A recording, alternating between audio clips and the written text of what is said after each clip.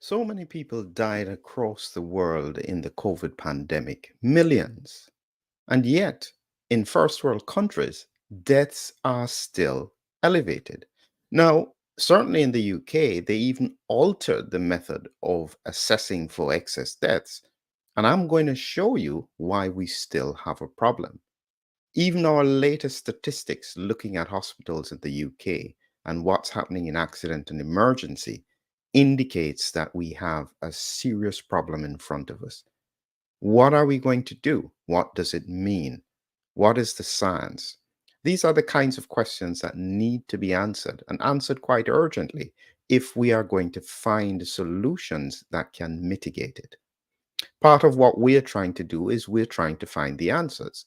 We're trying to find solutions for you to help you to be better prepared. You know all about disease X and the fact that it is in existence or it's planned to be in existence should indicate to you that you need to be prepared. Join us as we launch this Kickstarter. We'll be talking about Disease X. This is a book. We've just started it, and we want your support to help us make it come into reality. This is a Kickstarter. It's only going to be there for 2 weeks. We have our target set. Everything is there. You just need to click on the link below. This is essentially what it's about.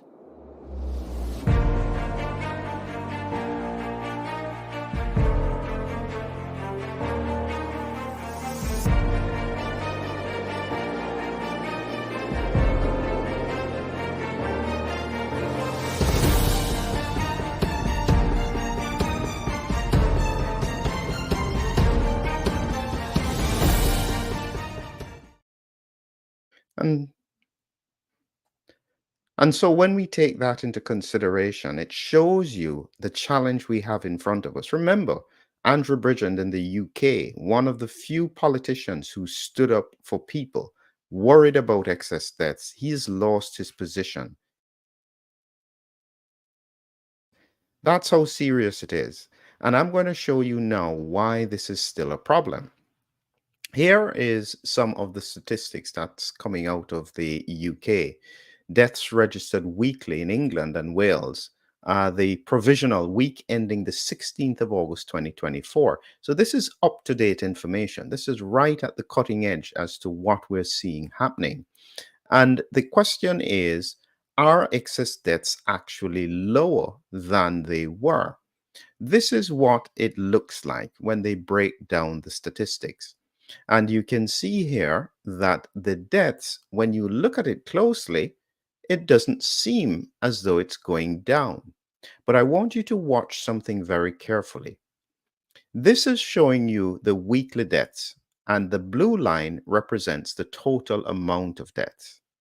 This black dot that you see going along here represents the average or the expected deaths. And what you will notice that in terms of the timeline, this is January 2023 all the way to August 2024. That's the timeline on every week.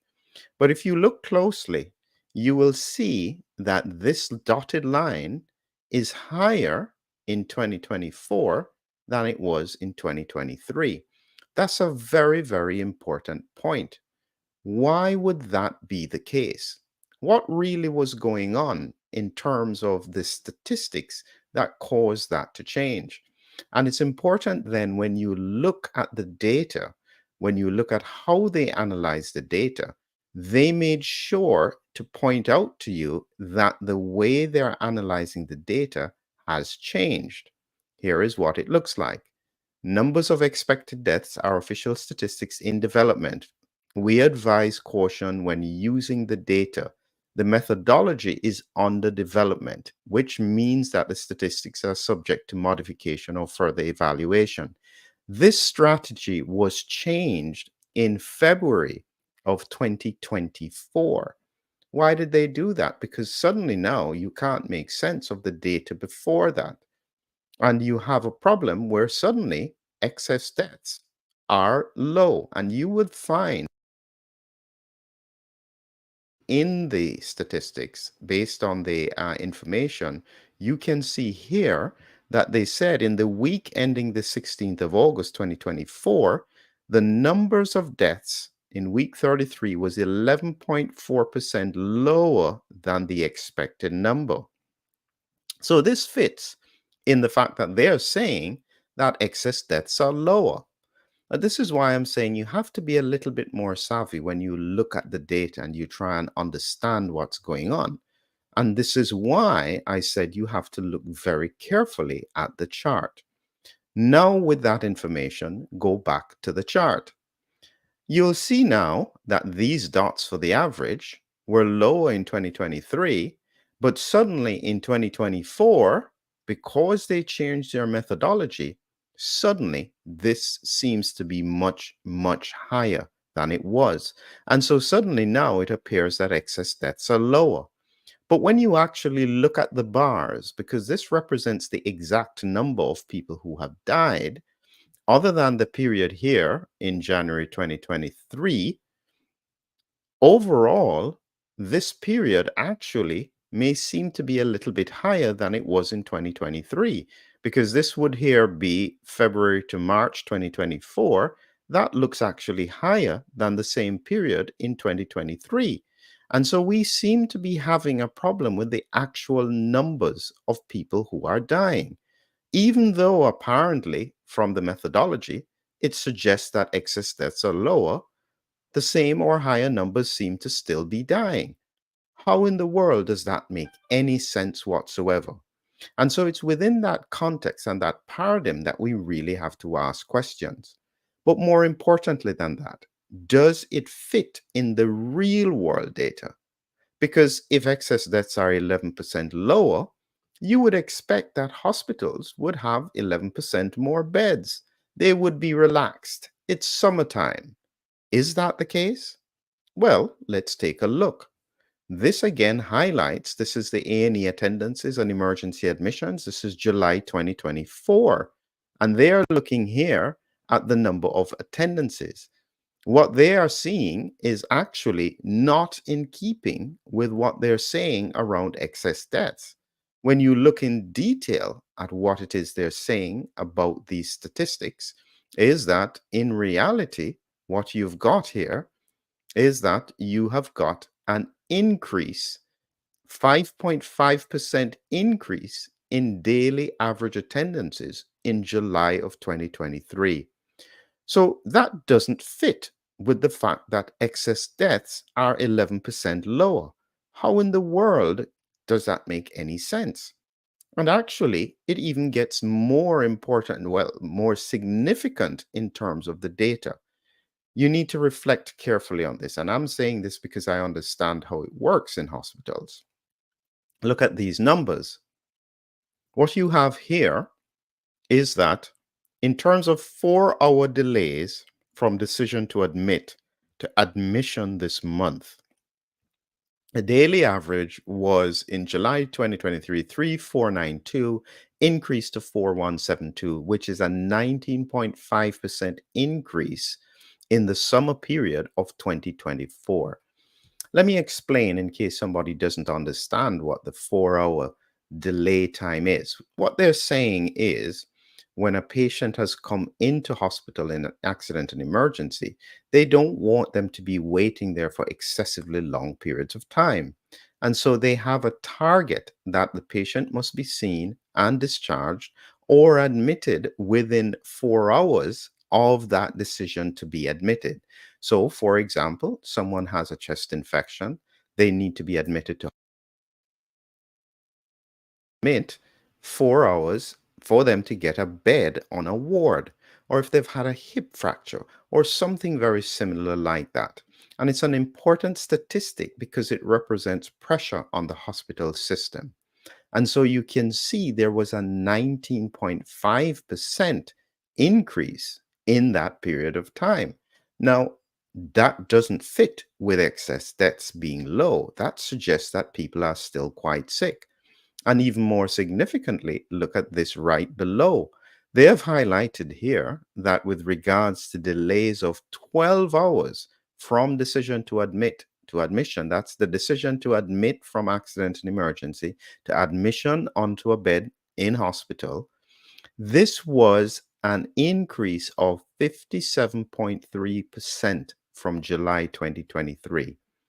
That definitely suggests a system that is under pressure. And that doesn't fit at all with excess deaths being lower. This is why I'm saying that the real world analytics need to fit with whatever you are saying statistically, or else it doesn't mean anything. That's the problem at the moment, is that the reality is inconvenient. And so therefore the reality, instead of being acted upon, is being ignored.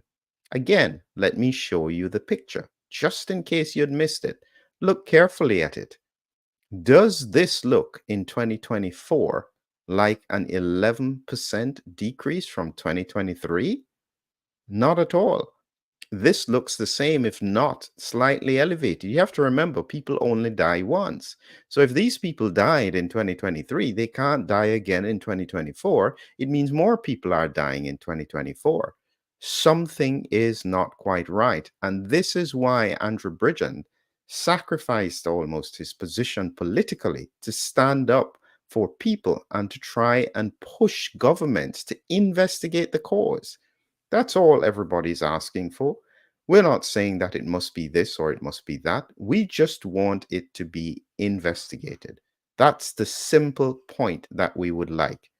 Why is it not being investigated? Why is it not being addressed? Why is it not being fully, thoroughly looked into? That's really the question that we need to try and get an answer. So if you want frank, objective answers, make sure that you join me as well. There's a link below.